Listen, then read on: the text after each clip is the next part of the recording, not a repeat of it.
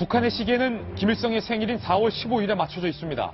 그 4월 15일에 맞춰서 그 즈음 북한이 6차 핵실험을 한다는 얘기를 공공연히 밝히고 있는 상황에서 칼빈슨 핵추진 항공모함은 항로를 변경해서 한반도를 향하고 있습니다. 공교롭게 그 항공모함이 한반도에 도착하는 시점도 4월 15일입니다. 그런데 오늘 저희 동아일보 1면을 비롯한 여러 신문에 미군이 북한이 ICBM 대륙간 탄도미사일을 발사할 시에 미군의 전력으로 그 미사일을 공중에서 요격하는 계획을 세웠다라는 취재 내용이 확인이 됐습니다.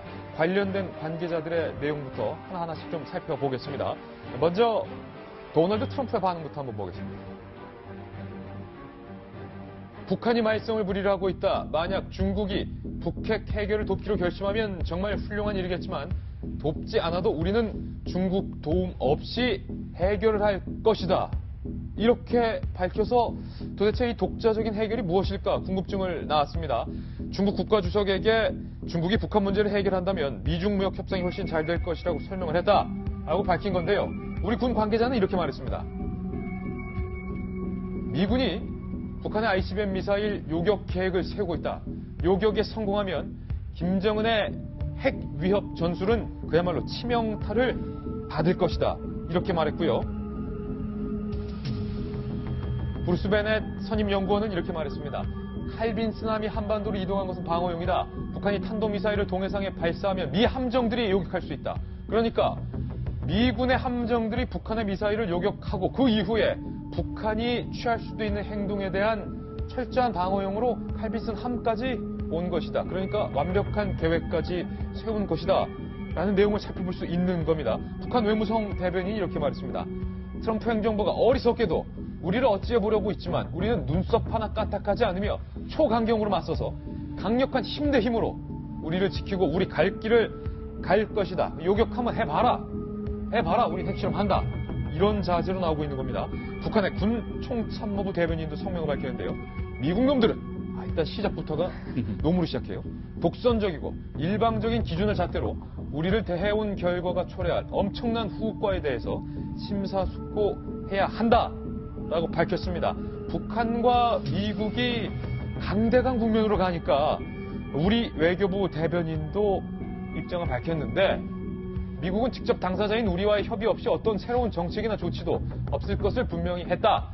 사설 찌라시에 나온 위기설은 근거가 없다. 조금 너네 자제 좀 해줘. 라고 뭔가를 좀 진화하는 내용까지 발표를 했지만 오늘 저희 동아일보를 비롯해서 여러 매체가 확인한 바로는 미군이 이 같은 ICBM 미사일의 요격 계획을 세우고 있는 것으로 확인이 됐습니다. 저희가 출력물을 한번 준비해봤습니다. 함께 보시죠. 네, 미군의 SM-3 미사일을 이용한 ICBM, 북한의 미사일 요격 개념도입니다.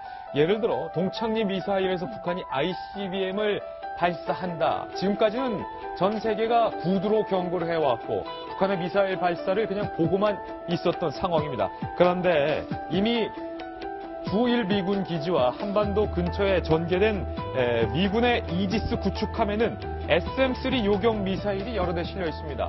공중에서 북한이 탄도미사일을 발사할 시에 해상 위에서 SM-3 요격 미사일을 발사하게 됩니다. 1단, 2단, 3단의 추진체가 분리가 되고 탄두에 설치된 요격 추격 시스템으로 고도 150에서 500km 높은 상공에서 북한이 발사한 ICBM 미사일을 요격시켜서 공중에서 폭파시키겠다라는 계획이 있는 겁니다. 이 SM-3 미사일은 우리 군의 요격 실험 결과 90% 이상의 높은 요격률을 선보인 바 있습니다.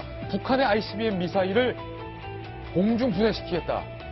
미군이 군사 행동을 하겠다라는 계획을 실제로 수립하고 있다는 건데 김병민 의원님, 네. 이 모든 이야기가 다 4월 15일 즈음에 맞춰져 있다는 거죠. 4월 15일이 김일성의 생일인 태양절로 알려져 있기 때문에 북한 입장에서는 제6차 핵실험을 할 가능성도 존재하고요. ICBM을 통해서 이 미국을 향한 도발을 할 가능성도 배제할 수가 없는 거죠. 따라서 지금 사설정보시에 나오는 것처럼 4월 달에 미국이 북한을 폭침한다라는 내용들은 거의 허위에 가깝다고 볼 수 있겠으나 미국 입장에서는 4월에 있을 북한의 이와 같은 도발 행위에 대해서 이번에는 절대로 용인하지 않겠다. 그리고 모든 가능성을 열어두고 행동하겠다라고 하는데 있는데 지금 나왔던 것처럼 미 해군 이지스함에 구축된 그 항공모함의 미사일을 가지고 북한이 만약 ICBM 발사했을 경우에 요격할 가능성은 굉장히 높다라고 지금 많은 전문가들이 평가하고 있는 것 같습니다.